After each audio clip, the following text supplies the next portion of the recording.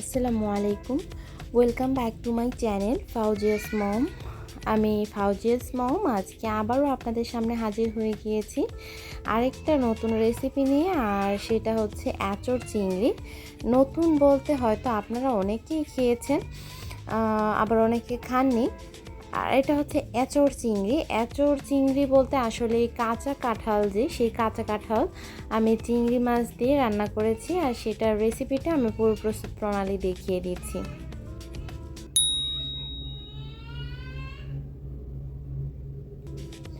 তো এখানে আমি সেই কাঁচা কাঁঠাল নিয়েছি, আর এই কাঁচা কাঁঠালগুলো সেদ্ধ করা আছে, সেদ্ধ করে বেছে নেওয়া আছে। আমি শুধু এখানে কুয়াগুলো নিয়েছি আর দুই একটা নিচের ওই ইয়েটা নিয়েছি। আর ভিতর থেকে যে বীজ আছে কুয়ার ভিতরে, ওই বীজের আমি খোসাগুলো ছাড়িয়ে নিচ্ছি। আর খোসাগুলো অবশ্যই ছাড়িয়ে নেবে, তা না হলে ভিতরে মশলা ঢুকে না। আর এই কাঁচা কাঁঠালগুলো আমি কেটে ধুয়ে ভালো করে সেদ্ধ করে ফ্রিজে রেখে দিয়েছিলাম সংরক্ষণ করে।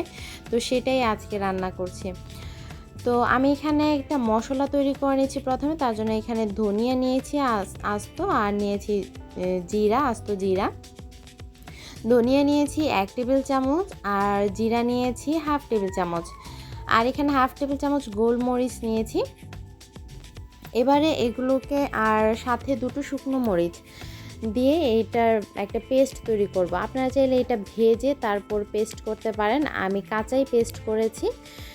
আর এবারে আমি রান্না করতে চলে যাচ্ছি। তার জন্য একটা কড়াইয়ে তেল দিয়ে দিয়েছি, আর চিংড়ি মাছ নিয়েছি। সেই চিংড়ি মাছগুলো হলুদ আর লবণ মেখে একটু ভেজে নিচ্ছি। অবশ্যই বেশি ভাজতে যাবেন না, তাহলে কিন্তু শক্ত হয়ে যাবে। দেখুন এটা একদম কালার চলে আসছে, কি সুন্দর। তো আমার চিংড়িগুলো একটু মাঝারি সাইজের চিংড়ি, আমি চিংড়ির মাথাগুলো ফেলে দিয়েছি আর লেজগুলো। এবারে একই তেলে আমি একটা আলু ভেজে নিচ্ছি। আমার এখানে একটা আলু আমি কিউব করে কেটে নিয়েছি। তো সেই আলুগুলো একটু লবণ হলুদ দিয়ে আর একটু কালার যখন এসেছে তখন আমি উঠিয়ে নিয়েছি। এবার একই তেলে সেই কাঁঠালগুলোও আমি ভেজে নিচ্ছি। আর কাঁঠালগুলোতে আমি আর কোনো হলুদ লবণ কিছুই দিব না। এগুলো যে তেলের মধ্যে যে আলুর যে হলুদটা মিশে আছে সেটা দিয়েই আমি ভেজে নেব। আর কাঁঠালগুলো একটু ব্রাউন করে ভেজে নেব।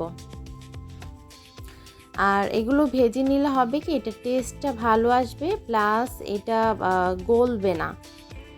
এবারে সেই তেলের মধ্যে আমি তেজপাতা দিয়ে দিচ্ছি, আর দিয়ে দিচ্ছি দারচিনি, দিয়ে দিচ্ছি লবঙ্গ, আর দিয়ে দিচ্ছি এলাচ। আর এই সবগুলো আস্ত। তো দিয়ে কিছুক্ষণ একটু নেড়ে তারপর আমি পেঁয়াজ কুচি দিয়ে দিব। আমি এটা ফোড়ন দিয়েছি। আর এখানে পেঁয়াজের পরিমাণটা অবশ্যই একটু বেশি রাখবেন, কারণ আমি এই তরকারিটা মাখো মাখো করব। তো পেঁয়াজটা আমি ব্রাউন করে ভেজে নেব। ব্রাউন করে ভেজে নিয়ে এখানে রসুন বাটা, আদা বাটা আর জিরা বাটা দিয়ে দিয়েছি। আর জিরা বাটাটা এখানে একটু কম দিয়েছি, কারণ আমি জিরা বাটার একটা পেস্ট করে নিয়েছি।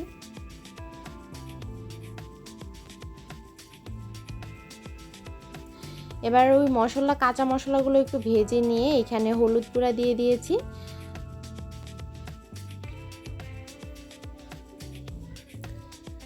আর দিয়ে দিচ্ছি মরিচ গুঁড়া, আর দিয়ে দিচ্ছি স্বাদ মতো লবণ। আর আমি এখানে ধনিয়া গুঁড়াটা অ্যাড করিনি, কারণ ওখানে আমি ধনিয়া বেটে রেখেছি। আর এখানে সামান্য পানি দিয়ে মশলাটাকে আমি একটু নেড়ে চেড়ে মিশিয়ে নিয়ে সেই পেস্টটা দিয়ে দিচ্ছি পুরোটা। আর এই পেস্টটা এক্সট্রা ফ্লেভার নিয়ে আসবে, প্লাস স্বাদটাকে বাড়াবে। তো এই মশলাটাকে আমি ভালো করে কষিয়ে নেব। আর আমি ততক্ষণ কষাবো যতক্ষণ না পর্যন্ত এটার গা থেকে তেলটা বেরিয়ে আসে। আর কষানো হয়ে গিয়েছে, এই পর্যায়ে আমি এখানে 1/4 কাপ টমেটো পেস্ট দিয়ে দিচ্ছি। আর টমেটো পেস্টটা অবশ্যই দেওয়ার চেষ্টা করবেন। টমেটো পেস্ট দিয়েও ভালো করে কষিয়ে নিতে হবে যতক্ষণ না পর্যন্ত এটা থেকে তেলটা ছেড়ে আসবে। তো আমার ওই পেস্টটাও কষানো হয়ে গিয়েছে। এবারে আমি সেই কাঁঠালগুলো দিয়ে দিচ্ছি, ভেজে রাখা কাঁঠাল। আর দিয়ে দিচ্ছি আলুগুলো, দিয়ে ভালো করে মশলার সঙ্গে মিশিয়ে নিয়ে আমি ঢাকা দিয়ে চুলার আঁচ একদম লো করে দিব। এই পর্যায়ে চুলার আঁচটা অবশ্যই লো থাকবে, এতে করে এই কাঁঠাল আর আলু থেকে একটা জুসি একটা ভাব বের হবে, মানে একটু সামান্য কিছু পানি বের হবে, সেটা দিয়ে এটাকে কষাতে হবে। পানি বলতে পানি বের হবে না, অল্প একটু, সেটা থেকে এটা কষানো হবে, আর এক্সট্রা কোনো পানি দিতে হবে না।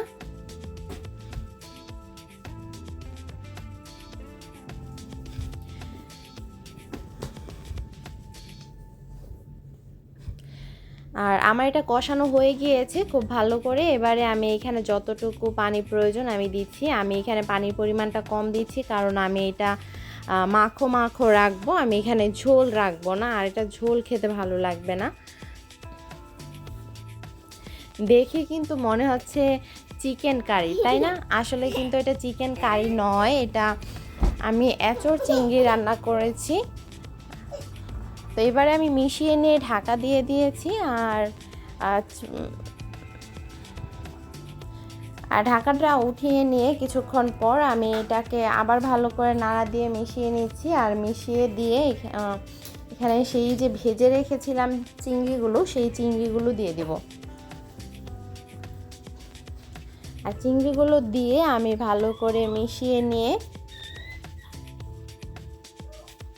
দেন আবার ঢাকা দিয়ে দেব।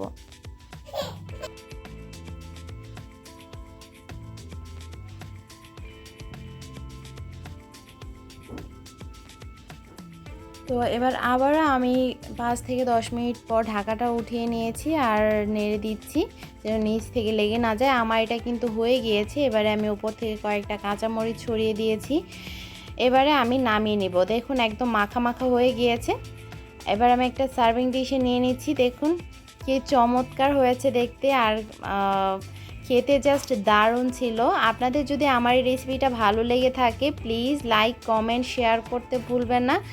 আর প্লিজ আমার আগে চ্যানেলটিকে সাবস্ক্রাইব করে যাবেন আমার চ্যানেলটিকে, আর পাশে থাকা বেল আইকনটি ক্লিক করে দিবেন, এতে করে নতুন নতুন রেসিপিগুলো আপলোড হওয়ার সাথে সাথে আপনারা নোটিফিকেশন পেয়ে যাবেন।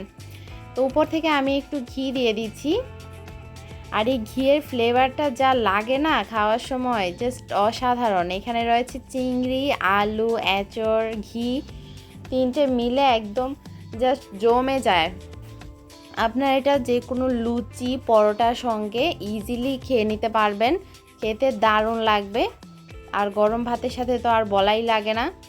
তো অলরেডি যারা সাবস্ক্রাইব করে আমার পাশে রয়েছেন তাদেরকে অসংখ্য ধন্যবাদ। তো আজকে এই পর্যন্তই। ভালো থাকবেন সবাই, দেখা হবে নতুন কোনো ভিডিও নিয়ে, নতুন কোনো রেসিপিতে।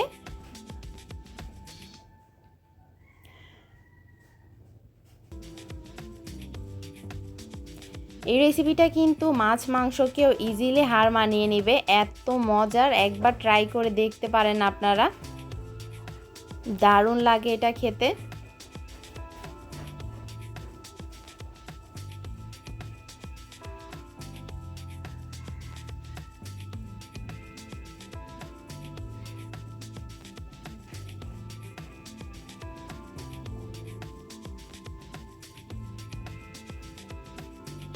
তো ধন্যবাদ সবাইকে, ভালো থাকবেন সবাই, আল্লাহ হাফেজ।